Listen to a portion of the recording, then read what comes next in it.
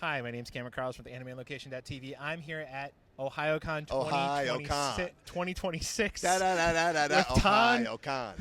Go ahead, buddy. Go. I'm ready. with Tom and Dorothy Fahn. That's right. Okay. I'm Tom. And you are?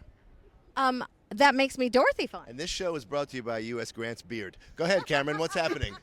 Well, thank you guys for just being so entertaining and so warm and welcoming today, even though it's freezing outside. It's very cold outside. We're in Dayton. The people are very nice. The convention's just started, right? Yep. Yeah. We're Friday It's the afternoon. Friday, yeah. So, real quick, can you kind of run down how each one of you kind of got started doing the lovely world of entertainment?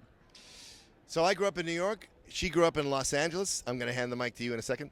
And we met at Cal State Long Beach 100 years ago in college. My family had moved to California for the American dream. And my dad liked the weather better. And actually, my dad said, I found the promised land. It's California. And we moved, and I met this lovely brunette, and we both just wanted to be actors since we were kids. Well, that's not entirely tell him. Okay. No, I didn't want to be an actor as a kid. I wanted to be an artist. okay. I drew portraits of people.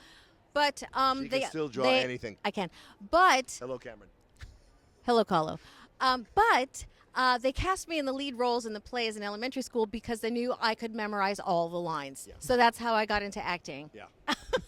and I got into acting because I watched, my family took us to a Broadway show when we were kids. And once you see that, you're like, oh, that looks fun. I want to be in that. Yeah. Yeah, I'm also a thespian myself. Ah, very good. I did 2 years as a stagehand. Very nice. So I was the guy moving stuff, building stuff, all that type of I'm stuff. going to hand you this. Hand it to me back. Yeah. No, you're good. That's yours. You get to Just keep wanted that. to see the stage work. Go ahead. So we're going to kind of go dig back into the old memory banks, and we're going to go back to the 90s. We're We're going going to start with Dorothy here.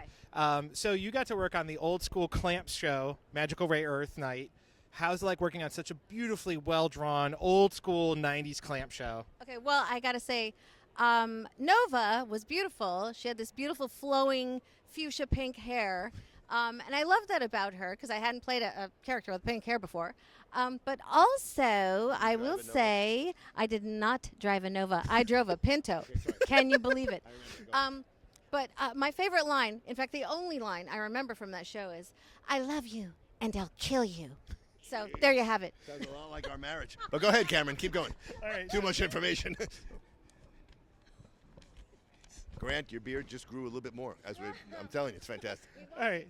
And John is watching every move we make. Go ahead. So for Tom, Yeah, for you were best known voicing Agramon and being the right-hand man of Agumon. Agumon. Why did I put an R there? I'm I sorry.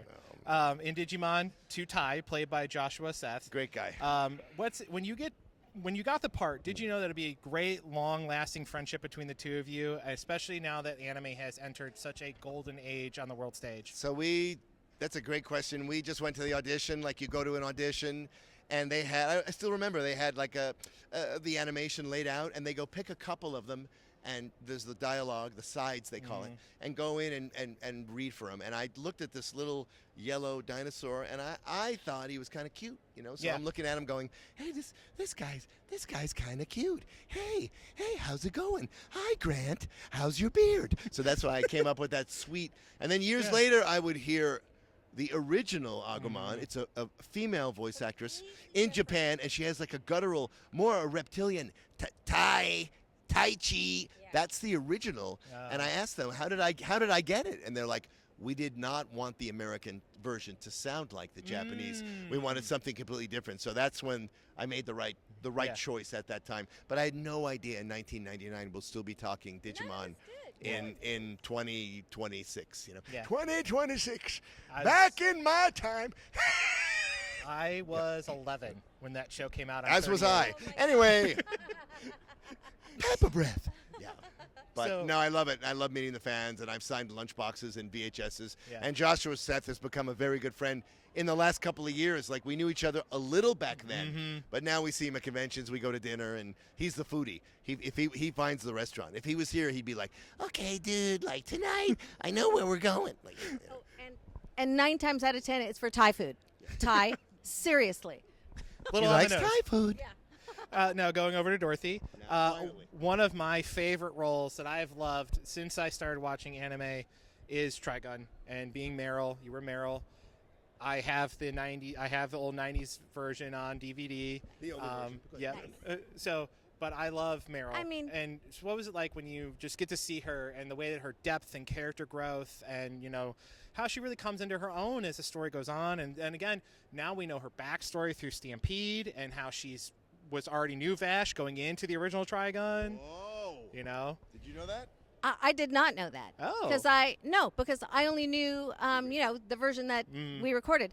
But I will say she is my favorite character that I ever did. I mean, you love all your babies, but she's close. With Conan coming in a close second. But because people always ask, who did you relate to more? What character? And I'm like, okay, it's gonna sound crazy, but Meryl. Because she was like, totally gung-ho about doing her job, but then she was also like kind of insane. Yeah, and I'm like, I could totally relate to that because I married this one, so I must be a little insane. Just saying. No, it was great. It was a great classic show. And people ask me sometimes too, what was it like working with Johnny Young Bosch? And I'm like, didn't work with him. Because when you do anime, you record one at a time. I didn't even meet him, I don't think, until a couple of years after we finished it. It was his first. Yeah, it's his first ever VO role. Anime. We're actually friends with Johnny. Awesome. I've hung out with him privately several times. He's a great guy. He's great. I love him. Yeah. Yeah. Okay, here you go. You're also friends with Tom and Dorothy Fahn. And if you play your cards right, we'll go to Arby's. Anyway, I just wanted to say, and they have the meats. I just wanted to say about Trigun. So a Funko Pop came out just a couple of years ago. Yes. For a show that was done like 25 years ago, and our daughter said, hey, let's watch Trigun. Let's hear Mom's voice, right? So when you're a voice actor, you don't really watch the stuff you do. So we had never actually seen the entire show. So we sat down and we watched 2 a night on Hulu. They have them on Hulu. And we watched, and so she's killing it. She's awesome. Leah Sargent, Jeff Nimoy, Johnny Young Bosch. They're all great. And every now and then our daughter will go, Daddy, that's you. You just got killed. Daddy, that's you. You're the bartender. So I had forgotten that I mopped up. Just nothing but death scenes. I did all the random parts, but anyway. So you're Sean Bean for Trigun? Sure, that's right. Back to Cameron. Okay. No. It's back to you now. Oh my God. Yeah. So now we're talking. Here it comes. Oh my God. No, this is really fun. John, wake up. Good. Tying into, you have a memorable role in Cowboy Bebop, another great 90s anime, being Rocco Bonaro. Rocco Bonaro. Bonaro. Rocco Bonaro. And he has a very famous, memorable scene in which he says, "Do I do good, master?" How was it like when you did that recording session, knowing that you left an imprint on a very special series that I think a lot of anime fans hold near and dear to their hearts? So listen to this. I'm just an actor trying to be a working actor going from gig to gig. You do the part, and then they pay you a little money. You go on to the next gig, and I don't remember. And I had someone at a convention years ago say to me, dude, where's your Cowboy Bebop? I'm like, was I on that? He's like, bro, you have a death scene at the end of episode 8, Rocco Bonaro. It's like, I cried. I'm like, holy moly. So I had to watch it, and I went, oh. Okay, I remember that. And my beautiful little sister is right over there, Melissa Fahn, and she's the voice of Edward on Cowboy Bebop, a show that we have not seen yet. I've seen episode 8. All the way through. Yeah. So I remember the session. Mary Elizabeth McGlynn was the director. She's fantastic. Yes, she is. And she cast me. And when you go to a session, you have 2 hours, and you don't know what's going to happen. You don't know anything. So they play you the Japanese, and she goes, this guy's like energetic. She goes, you can do this. Just use your voice. You can do this. So you're doing it. You're going along. He's trying to be like Spike, Steve Bloom, who I knew before we both did voiceover. That's way back. And he's the nicest guy in the world.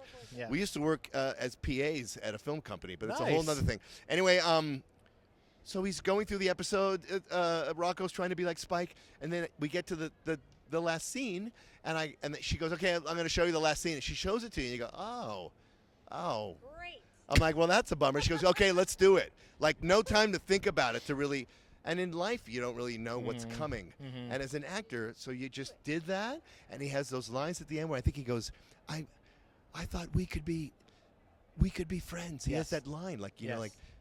Did I do good? Yeah, it's very sweet. Did I flow like water? Did I flow? That's a whole Bruce Lee analogy in that episode. Was I like water? I thought we could be friends. It's very sweet, and I did it. It's done. And Mary Elizabeth comes out of the booth and she's like, "You son of a bitch! You made me cry." You know, so which is the highest compliment for the actor, right? It is. And there's a long way now, looking back, and we're still doing it, but there's a long way from Agumon to Rocco Bonaro. I Yeah. mean, just in the tone. Yeah. So yeah, it was a real treat to be on Cowboy Bebop. Yeah. All right, and then Dorothy, Melissa's coming. She'll be later. She's over there. Yeah. Alrighty, so we're gonna tie you into one of your other fun. Voice actors that's here as Mala and several other Ladybug characters. What's it like when you like I said, I was 11 when I started watching anime, and I don't have children, but there's people at my age now that do, and they're sitting down with their children watching Ladybug. Now you get multi-generational families coming up and talking to you about it. What's it like when you're just like, this is so sweet, I have two people that love me from two different eras. What's it like for you? I mean, for Ladybug, it's great, of course, because that's a newer show. I'm still working on that show now. I play Miss Bustier, who's the teacher. Yeah. So, she's not in every episode, but she's moved on. Spoiler, does people not know that she now has a baby? What? And she is also now, stop watching if you haven't watched all the way up. She's the mayor also now. So it's great because she's had this whole arc. She's actually grown as a character. I liked it official. And it's interesting because, you get the multi-generational, but sometimes somebody will come up and go, oh, yeah, I watched that when I was a kid. And I'm looking at them like, you are a kid. But you know what I mean? And they poo-poo it. Yeah, I watched that when I was a kid. And other ones are like, oh, my God, this is so great. But you know what? That's with, every show. Yeah. Anyone who comes up, with a family, multi-generational, their son is into Naruto, and they grew up with Naruto. It's amazing that the stuff goes on and on. It lives forever. Speaking of going on and on, Grant's beard has grown another. Back to you, Cameron. All right. We'll be back with Cameron. 1 second here for Tom. Another one for me? Oh, yeah. All right, and then we're really going to a nice finish up. guy, This this will be the guy. last one for Tom. Here we go. I believe you really want to talk about this one. You worked on the anime Super Dimension Century August Oh, my God. as Kai, the main character, which sees him go through multiple timelines. Oh, my God. How'd you keep it all straight while working on that show? So, Orgus is the second anime I ever did, about 91, 92.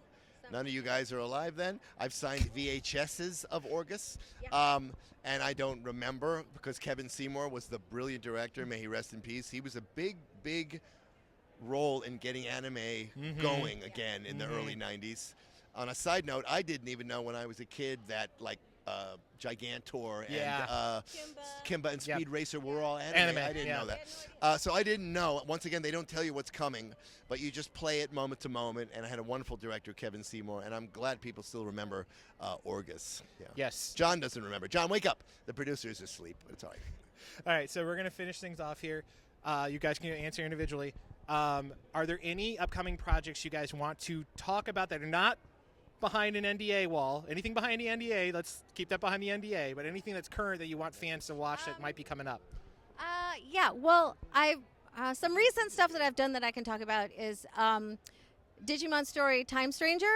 I play Beelstarmon and Minervamon and Mervamon, which is so strange to me because they called me in to work on this Digimon game, and I'm thinking, oh, okay, I'll do Lilymon or Rosemon or something. Not. They had me play characters I've never played before in Digimon, so I'm like, okay, this is great. I'm also the mom in Blue Box, and I'm also one of the lead characters in The Summer Hikaru Died, and I can't think of anything else, so here you go. That's enough. What a show-off. They didn't call me for Digimon. But I did work for Richard Epcar. We both did on a video game. I didn't get the name of it, but I died a brutal They give you a code name. Yes, which is great. Code names But I are fine. just did that. It was a video game, and it looked pretty intense. And I was in fights, and I won some battles, and then I lost. And I remember I had to do a death scene with, dude, can I hear blood in your? I was like, And then we're done. He's like, all right, lunch. So that's the life of a voiceover actor. I say that actually does sound about right for Richard as a director. Yeah, listen, buddy. Actually, I do the voice. He goes, "Yeah, give me the. He's dying. So, he's like, buddy, you better go to a doctor. You better take a look at that. He's the greatest director ever. So great. Anyway, Yeah, we love Richard. other than Cameron, John, and Grant, I love working with Richard Epcar. Go ahead. All right, and then individually, if you guys want to answer this, where can we follow you online? This is a two-parter, so where can we follow you online? Sadly, I'm old and antiquated and not on anything. But if you need me, come find Dorothy. Take it. Okay, so I'm on Twitter at Dorothy Fahn, but most of the time I'm on Instagram at .Fahn. That's where you can find me, and pass a message on to Tom through me because he's on nothing. Nothing. But I'm here. I'm at Yeah.